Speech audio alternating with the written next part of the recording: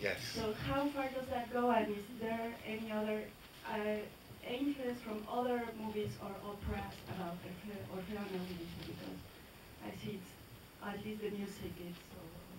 Well, definitely early on, Black Orpheus, the Brazilian movie, was one of my favorite movies.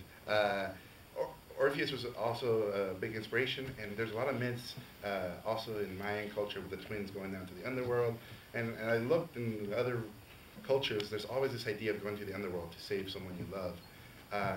And so when we started working together, Guillermo said, don't deny, the Orpheus myth, just embrace the musical side of Orpheus. And that's when the guitar stuff started coming together. Yeah, it was part of that. Jorge came in also with a huge influence, as you may see, with the candle maker from Macario, both the Bruno Traven story in the film, with all the candles in the other world and so on. But that was one of the first things we started riffing on. The story was very different in the beginning, and then we talked about if Orpheus is a musician, let his destiny be that, and let the family deny it. So it's not exactly Orpheus and Eurydice, but if you see Orpheus and Eurydice, it's basically the same structure. Someone going to the other world and having to earn the right through tests to come back to the world on this side. So it's a mixture of everything we love. And I think what is beautiful is you have original songs arranged in one way, covers arranged with norteño or mariachi. I think that what Mexico is more than just folklore. We all grew up in a Mexico that is also shaped by modern influences. So I think that is the way we filter those influences that gives us who we are. It would be insincere to say all we have is the influence of our past. It's how we rephrase our past. Visually, one of the things I'm the proudest of this movie is enchanting and gorgeous in a way that is not the cookie cutter way that every other CG movie looks like the other CG movie. It's almost like a look, and it's a pattern, and you feel, oh, it's one of those. And this movie is literally one of the things we early on discussed was it needs to feel handmade. It needs to feel human in that sense. So bringing that ancient mythology basically says we are part of a huge world. We are shaped by Greek mythology, by Macario, by music from everywhere, colors, blah, blah, blah. Joaquin, like he put all this extra stuff in there, and he again, one of those people that I had no idea he would be into it so much, and he loves it. And he, in my opinion, people don't give him credit for how funny he is. I mean, now in comedies, people are starting to see it. It's going to be perfect. Well, when we were casting, we went together at creating the sound of the movie. We said, who do we like? Jorge, I suggested Paul Williams. We went after Gustavo, who I'm friends with, basically knocking on the doors, but then doing the hard work of knocking on the door, talking about the project, and then unleashing Jorge on them. And he was he sealed the deal, But it was great to have Channing because he's one of the warmest persons you can meet. He's incredibly accessible, and Joaquin, I must say, is one of the characters that grew the most from the temp to the actual voice, because the rest were modulated a little before, but this character became so absolutely adorable and endearing. Ron Perlman, I don't know how I thought about that name. But now, immediately that, finding the right cinematographer, because what people sometimes are realizing more and more with the work that Roger Deakins does, for example, is that a cinematographer in animation is extremely important. And Gabriel Beristain, who's one of the great Mexican DPs, and I worked with him twice on The Strain and Blade. He used to work with Derek Jarman. He came in and he helped us find the look of the film. And I think when Channing came in, one of the things that happened is we redesigned his character a little. He used to be a little different, and it seemed like the voice shaped the character. Absolutely. Yeah. I told them, like, I think Magic Mike is the Goodfellas of male stripper movies, and I based like the design on his eyes, and it was like a love fest. And then talking about the cinematography, our visual effects supervisor Augusto Schilacci is from Argentina, so we had talent from not only pretty much all over the world, sort of chiming in and helping us craft this look to make it super specific to Mexico, but universal to everyone else. The Mexican mad cartoonist is my all-time favorite cartoonist, and I grew up, Trino, and basically all the cartoons of Mexico. I would watch movies from the golden era of Mexico, the 40s, and then American cartoons and Japanese cartoons. So in my little 6-year-old mind, all these things were connected. So I would watch all these, Popeye cartoons mixed with, Indio Fernandez movies, mixed with Cantinflas, mixed with, Messenger Z. So all those things just melded. I just thought, I didn't know they weren't Mexican. I just thought it was all Mexican stuff. I was telling this story before where I had a toy of Skeletor, the bad guy from He-Man, when I was a kid, and I thought he was a Day of the Dead superhero. And then my heart was broken when I finally saw the He-Man cartoon, and I found out, oh, he's a bad guy. Anyways. I think that all those influences you can see on Jorge's art, but he creates his own. Like I love the flat perspective of Magoo, the engravings of Posadas. Yeah. Certainly from that generation, I think the language of humor got shaped a lot by that generation. I was part of that generation in Guadalajara with Trino. We published Galimatías. I financed a couple of the numbers of the issues of Galimatías. I never made the money back.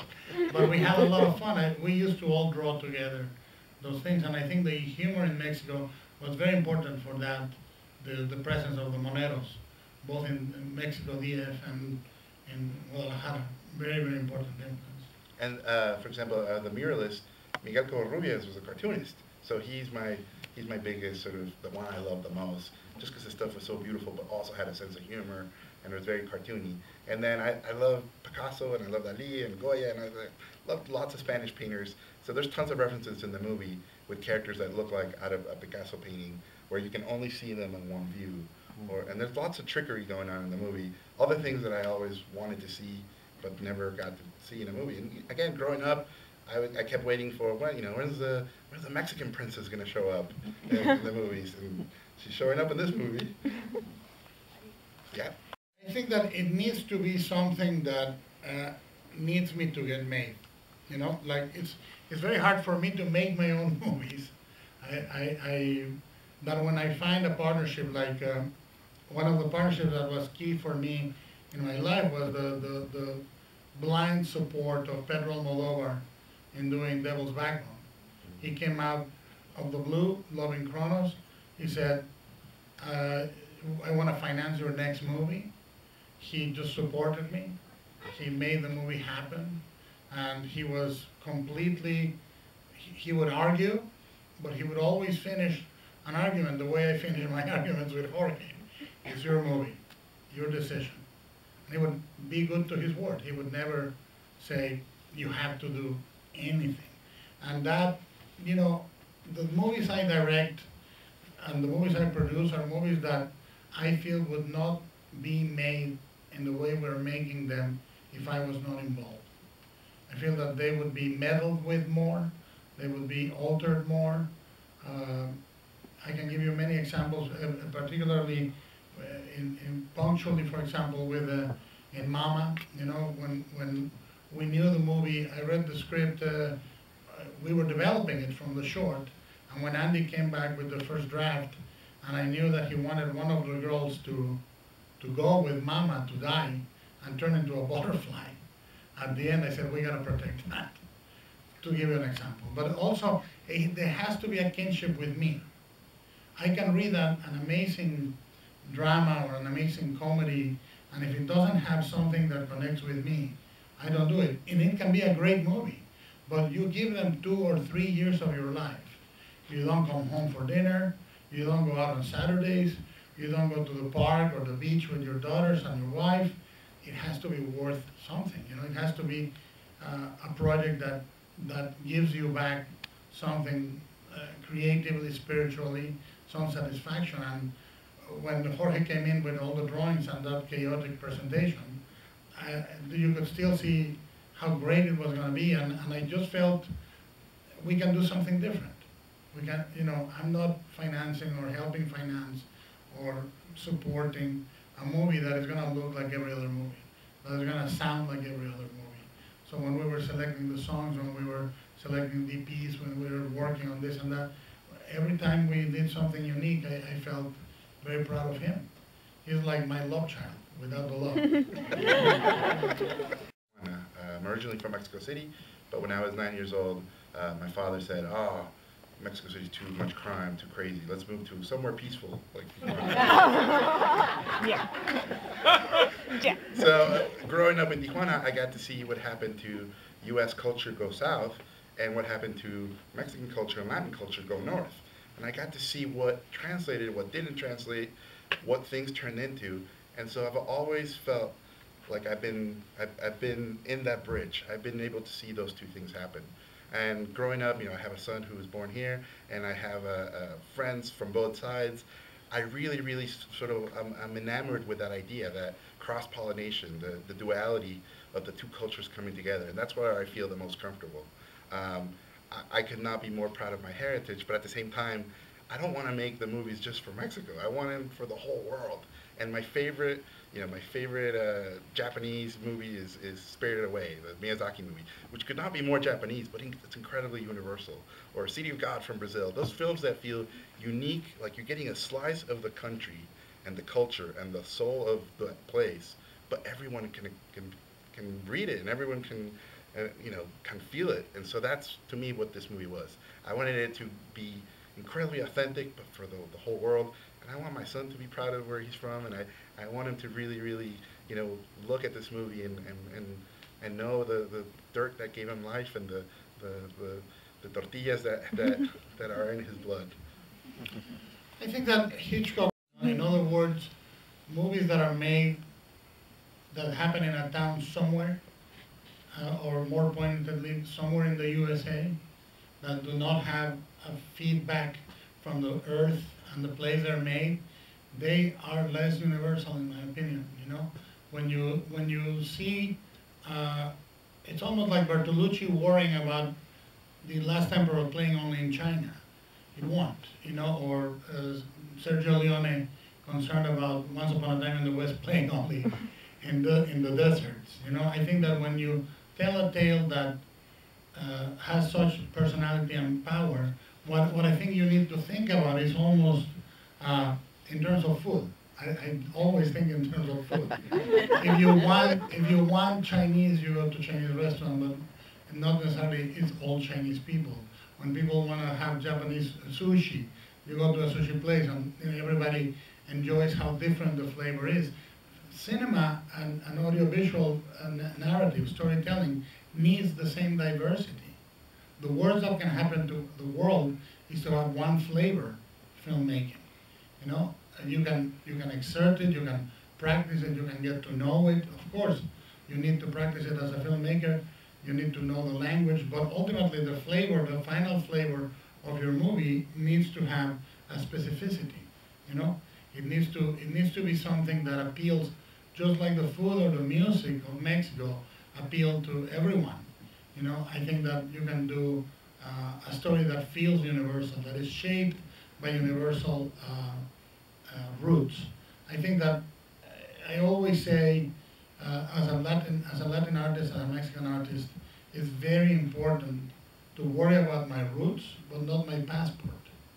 I think that we need to be shameless in our desire to tackle the entire world, in our desire to reach the widest audience possible and not be limited by that. I think that the powerful roots we have liberate us, make us specific, make us one voice, and you should never negate that voice. You should embrace it, and through that you can sing to the whole world. I really believe the big mistake is to think, what would they want, what would they not want, because at the end of the day, they don't exist. Only you, me, Jorge, yourself, that's the people. If you love it with a passion, someone will love it with a passion. And if you feel it's powerful, more people will love the story you have to tell because it's powerful. And you do it on your own terms, or in this case, you protect the terms that Jorge does it in.